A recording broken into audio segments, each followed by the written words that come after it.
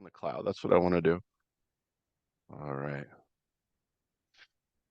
All right. So I am in a hotel room in Miami. I'm actually south of Miami, Key Biscayne. I'm riding out a hurricane as we speak, but I really wanted to have this conversation with Darcy Marud, CEO of Western Exploration. The symbol is WEX, WEX on the TSX venture is the symbol. WEX is a company that I have followed since 2023. And actually, WEX was on my panel at the Metals, Investor Forum in Vancouver many months ago. A lot has happened with the company since.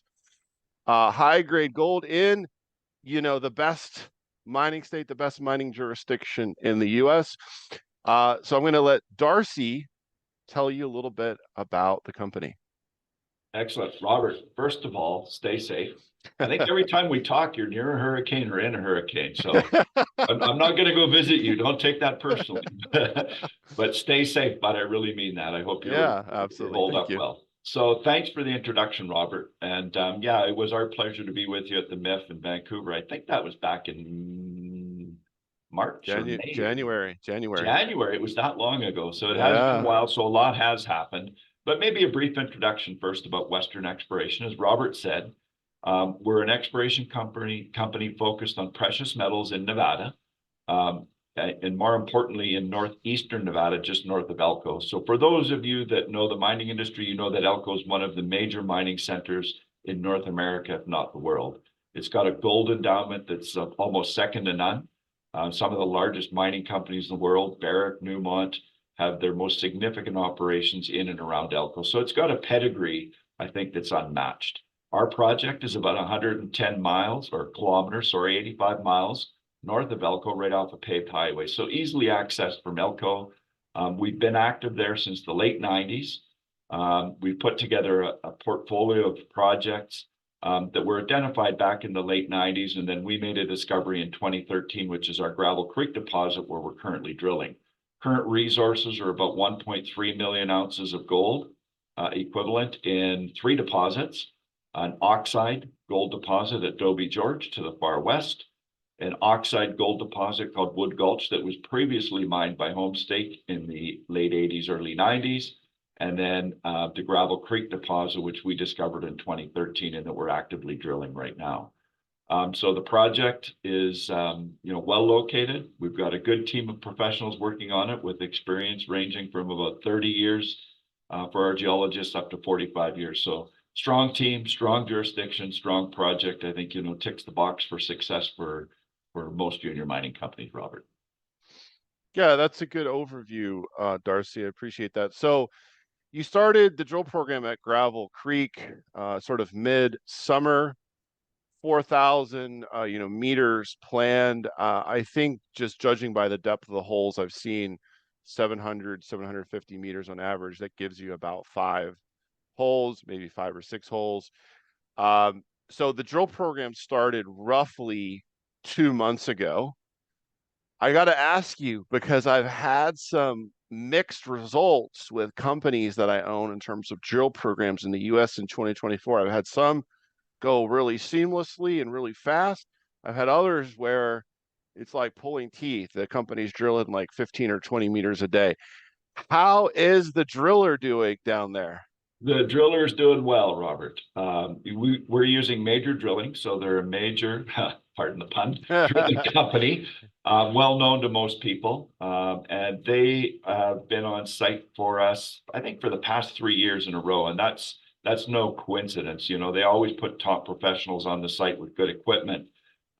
They may not be the cheapest, but they're not the most expensive, but they get the job done. So we've had good success with them in years gone by. And this year we're averaging a couple 100 feet a day on our drilling, which is a good rate.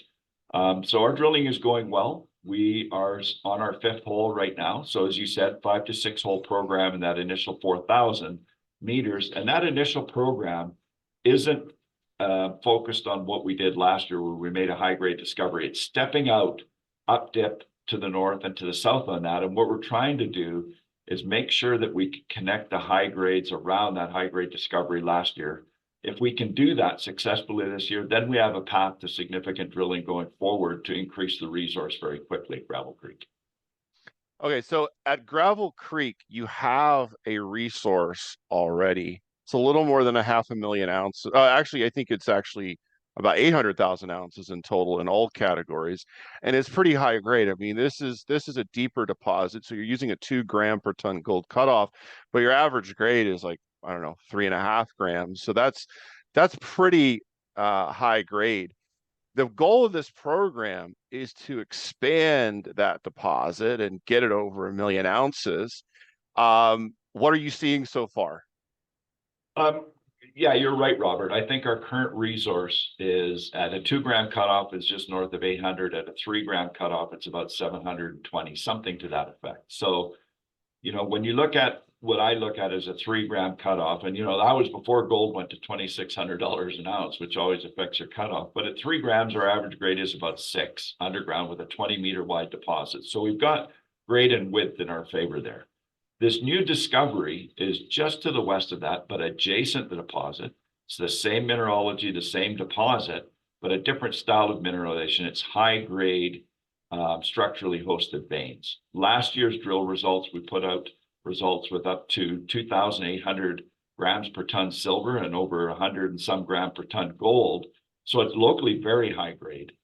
And, this drill result that we just recently put out with WGC459 highlighted that again, where we had results up to half meter of 111 gram per ton gold equivalent, just over a meter of 68 gram per ton gold equivalent. So what we're drilling now is certainly looking to be an expansion of the current resource, but at higher grade, but immediately adjacent that resource as well.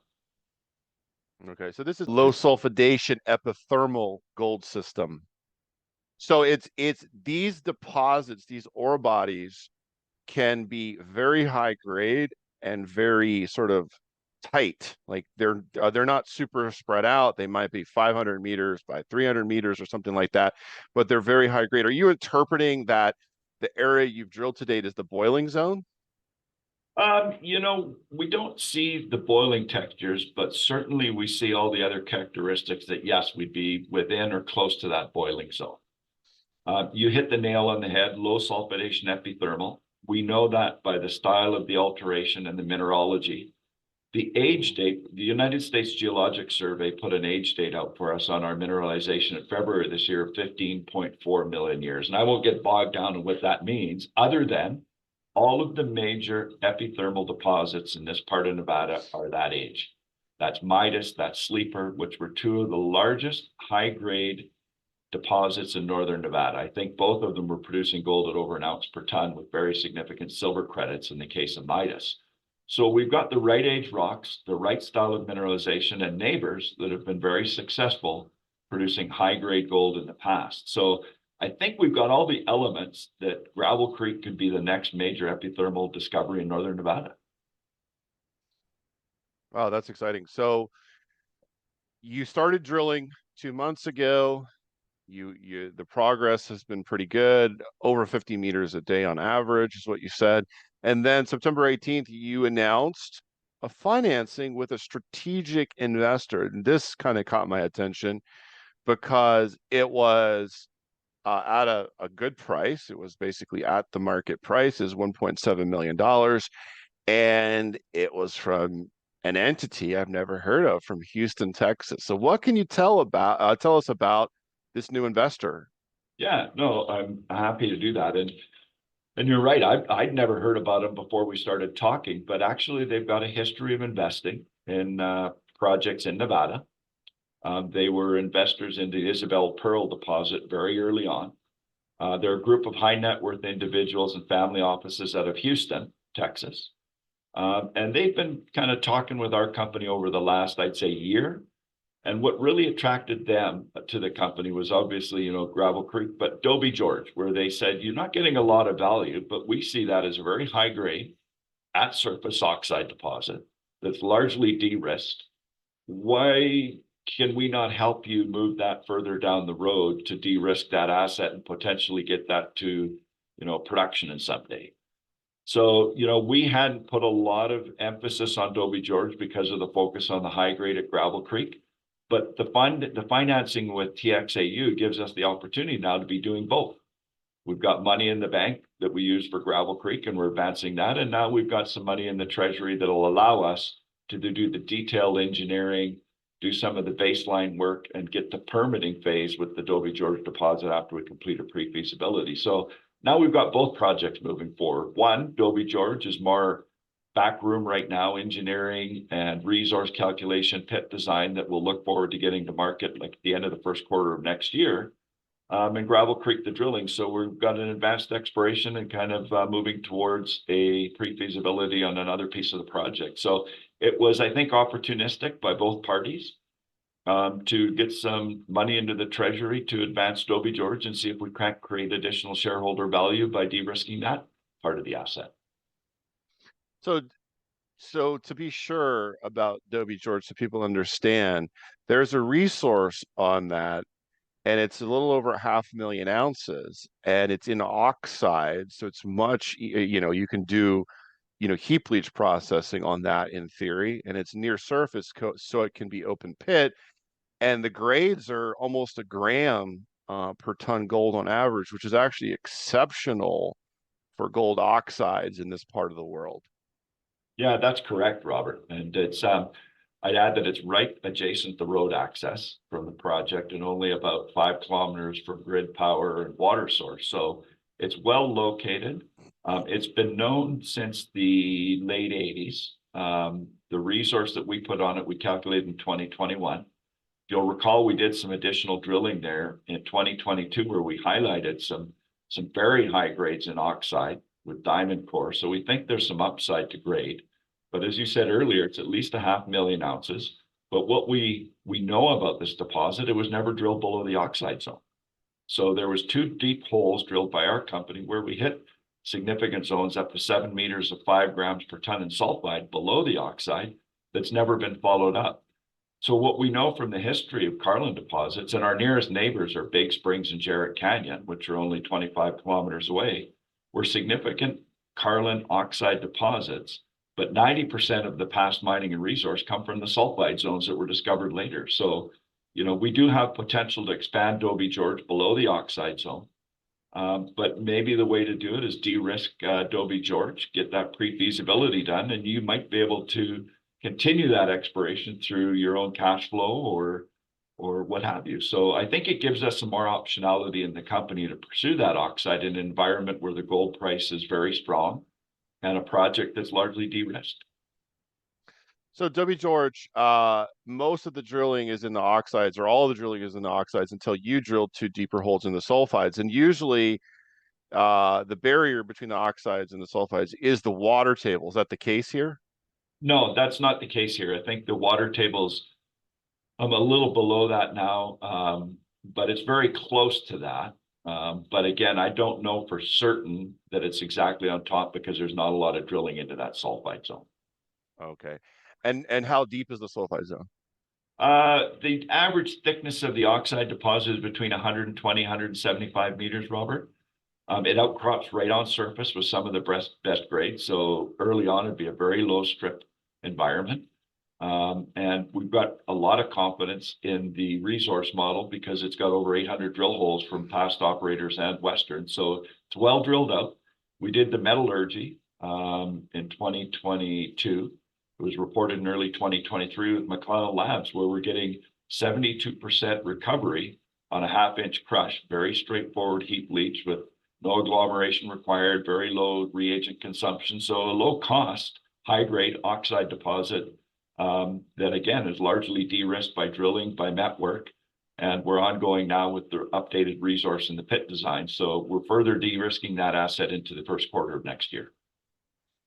Okay, fantastic. Yeah, so that's something that hasn't really been a highlight for the company in 2024, but it's in your back pocket and it's potentially quite valuable. I mean, I know in this part of the US, when you have grades like that in oxides near surface, with a low strip ratio, as you pointed out. I mean, there's a lot of people that would be interested in that sort of a deposit, especially with expansion potential, both along strike and at depth. So I think Doby George is very interesting, and that is very interesting that you pointed out this investor from Texas. That's the main reason why they cut the 1.7 million dollar check to the company last month.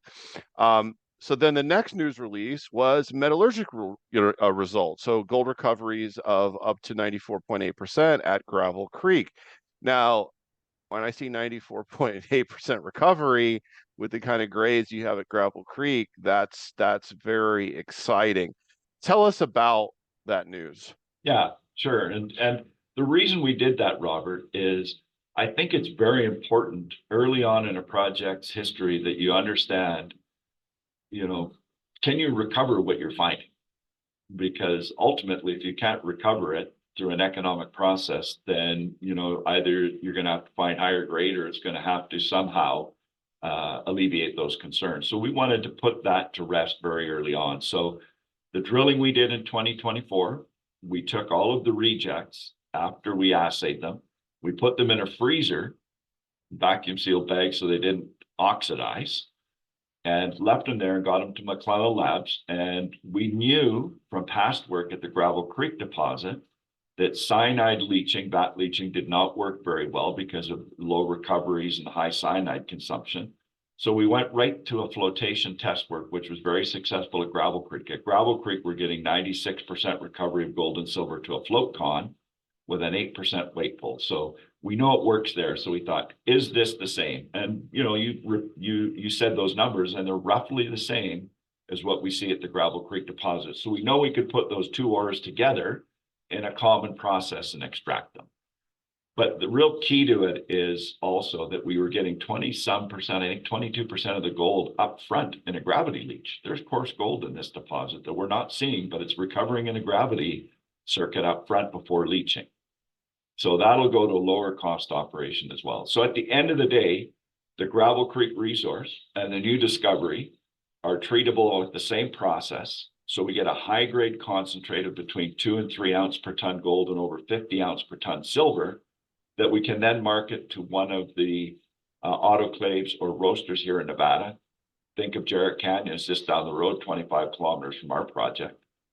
We also know that we could do a intense cyanidization. We tried that with our float con, and we're getting 60% of the gold by doing that. So we'll do additional test work of a fine grind cyanidation to doré for the project. So we still got another option to maybe get to a doré there, but we need to do the test work. But at least we've demonstrated we've got an economically viable, very common process where we can extract these high grades to a marketable concentrate. So just for maybe non-technical people who have never run a mining operation, the flotation concentration that's separated from gravity, essentially, is that basically you crush the rock and then you just spin it around and the higher, density stuff like gold just drops out? Well, something like that, a little bit different. What you actually do, believe it or not, it floats. You put a reagent of flotation chemicals in kind of like a vat, and you crush the ore, like you said, you grind it to a fine size, about 150 mesh, which is about, very, very fine grain, less than a tenth of a millimeter. You put it in a vat, you add these flotation chemicals, and it creates a froth that picks up all the sulfides and floats the sulfide to the surface, and you skim them off. And because the gold and silver is in the sulfides, it reports to that sulfide concentrate. And so you skim that off, and all your gold and silver, or 94% of the gold and 89% of the silver, is in that float concentrate, which is where the concentrate comes from. So that's how that process works. It's been known for hundreds of years. It's very efficient. It's very straightforward. And it's very effective in recovering gold that's within sulfide deposits. So, I mean, if you're mining an ore body that's averaging 6 grams per ton gold at $2,600 gold, basically your rock is worth over $400 a ton. And then if you're able to extract 22% of that gold, very low cost, very efficiently, It really is a game changer for the economics, because normally you'd think that the processing costs for some of this higher grade gold that's deeper down would be a lot more expensive. It would be harder to separate the gold from the host rock. Yeah, that's correct. I mean, obviously, you'd like to do it in the most simplistic and cost-effective process possible, which is still, cyanide vat leach, but that doesn't work very well for sulfide deposits. So in a sulfide deposit, your next best situation is flotation concentrate, which is a very well tried and proven process. So we're happy with those results, and we're happy that they're very similar to the original Gravel Creek deposit, because that means what we're drilling now and what we've got as a resource can probably be treated in the same processing facility. I just point out, Robert, as well, the other thing that low sulfidation epithermal deposits and high grades give you is the ability to produce significant ounces in production with a smaller capex and opex out. Well, not necessarily opex, but capex outlay, because you're building smaller operations, but because of the grade, you're getting good ounce output, right? So at 2,000 tons per day with a 10 gram per ton head grade, you can still feasibly do 150,000 ounces per year. And when you say 10 grams per ton, is that the gold equivalent where you're including the silver in as well? Well, that's not our grade precisely. That's just, I was using an example, just a round number, that if you had 10 grams and you do 2,000 tons a day, you have a path to 150,000 ounces a year. So you don't need these very large operations to get a significant gold and silver production.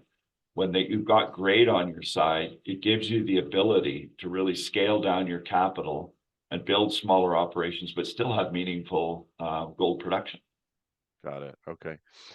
And now to this week. So October 7th, you put out results from the first drill hole at Gravel Creek, with grades up to 68.3 grams per ton gold equivalent over 1.01 meters.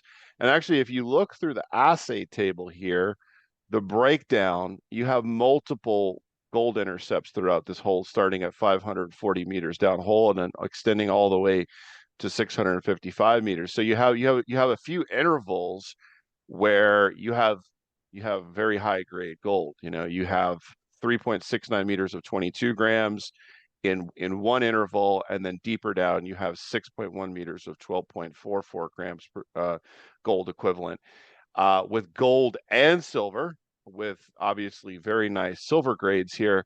Tell us about hole 59. Yeah, so again, what we're trying to do this year is not duplicate what we did last year, but extend it. So this was a hole that we drilled 80 meters to the north. So you won't see us do small step outs and try to stay close to what we've done in the past.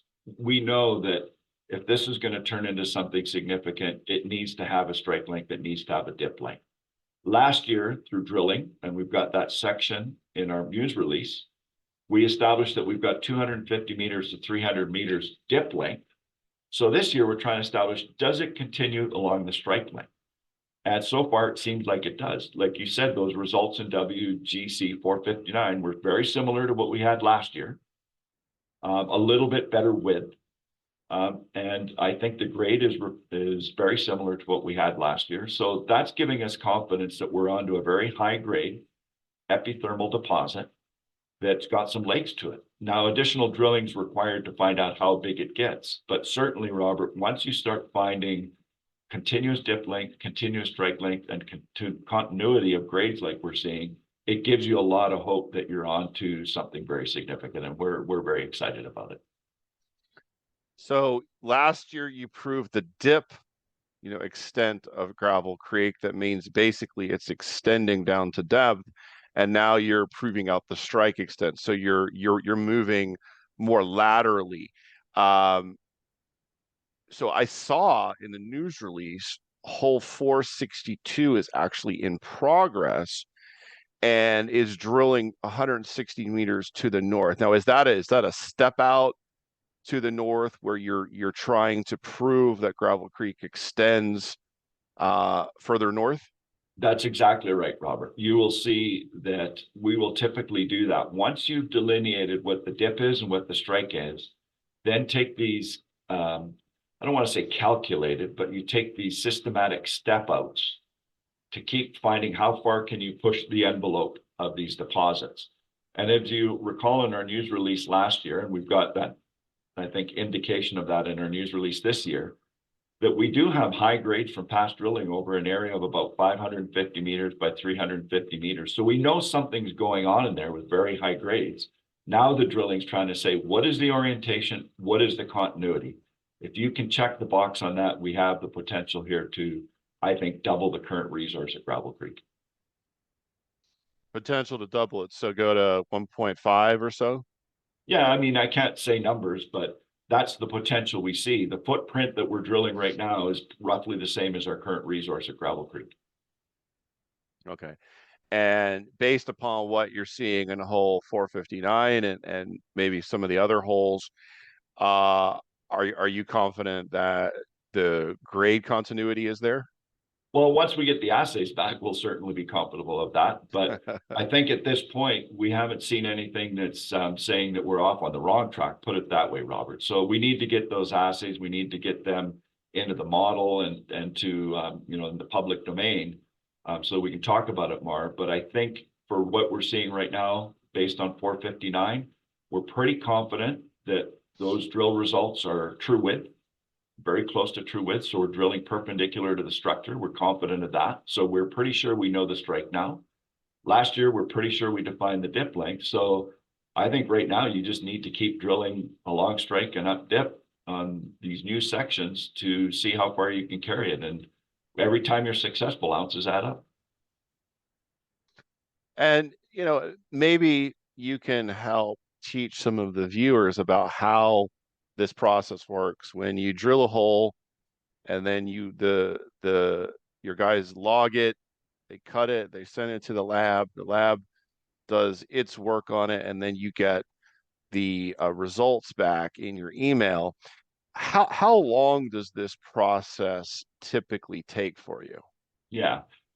So you nailed how it works. And, if you're on top of it, the actual logging of the core doesn't take that long because you're basing your next decision on where to put drill holes on based on what you're seeing in the current hole you're doing. So you don't want to get behind in that. So we're pretty much up to date with our logging. So the logging process happens the day the core comes out of the ground. Then you prepare it for sampling. You send it off for sampling. So there might be 3 or 4 days there. And by the time it gets to the lab, then they've got to process it. So they take the samples, they crush them, they grind them, and then they assay them. That can take about 3 weeks right now in the laboratory. So the whole process is about a month between when it comes out of the ground, it's logged, it's sampled, it's sent to the lab, and you get the results back. The important part as well, Robert, is at the end, when you get your first results, you also send a lot of quality control samples in. So we send blank samples that have no value. We know they have no value. They're barren rock. We send in duplicates. We send in standards that are produced by a third-party lab that plus or minus what that grade is supposed to be. And all of that quality control has to check with the lab as well before you can release those results. So sometimes it takes a little longer because you want to make sure that all your quality control matches up with what it should be so that you can have a very high probability of saying those results are very, how would I say, they're very much on the mark. They're not going to vary much from what you've seen. Got it. So hole 459 was the first one you got back from the lab, I assume, but you have assays for three more holes pending, 458, 460, 461. Why did you get 459 back first ahead of 458? Good question. So we started the program with 2 drills, and 458 was with 1 drill and 459 was with the second.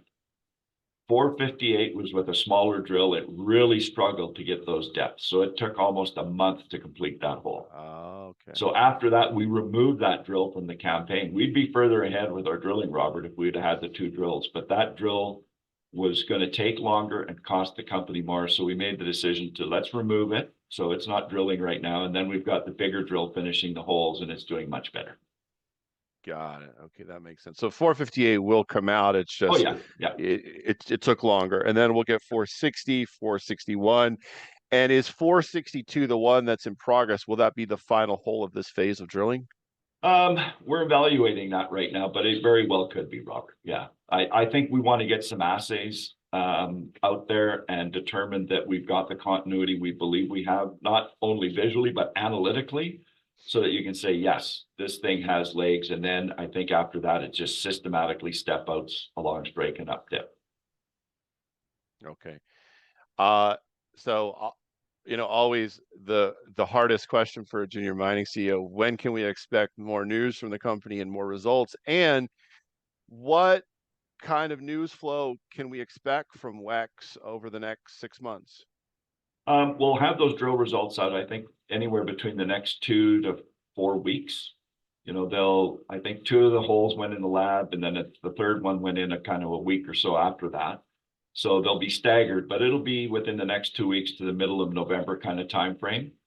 Then we're going to have some additional exploration updates on the continuity of that mineralization, how it fits together.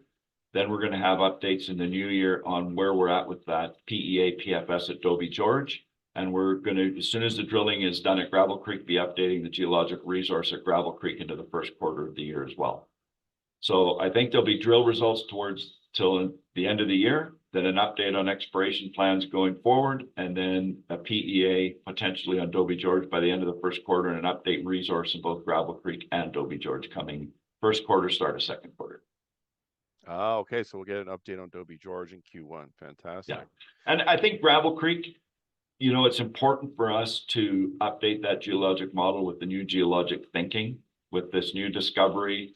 And I think if we can get that in there at an early stage, it will help us demonstrate to the market the approach that we'll take to exploration going forward on that deposit. Okay, great. Final question, where might investors be able to meet you? Is the company going to be attending any conferences over the coming months? And yeah, you know, I guess, you know, is there anything else that you feel is important to you know, mention? Well, you know, where can you see us? We'll definitely be in New Orleans. Okay. In November. We're working on potentially being at Precious Metals in Zurich. And, you know, that's kind of it for conferences right now. I'm always happy to talk to anybody about what we're doing. I share a passion for the industry with a lot of shareholders. So even if it's not about our company, but gold in general and where the industry is, I'm happy to talk to people. So please do reach out.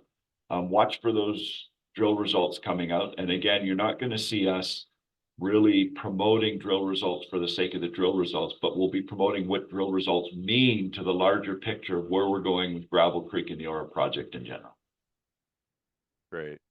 I think that's wonderful that you're available to shareholders and investors to talk about the gold mining industry. You know, obviously you're quite a veteran, you know, in the sector, and you have a lot of knowledge and experience. So that's quite valuable. So shareholders might take advantage of that. Darcy, thank you very much. Robert, always a pleasure. And as I said, anybody, please reach out. Always happy to talk to people. Cheers. Thank you.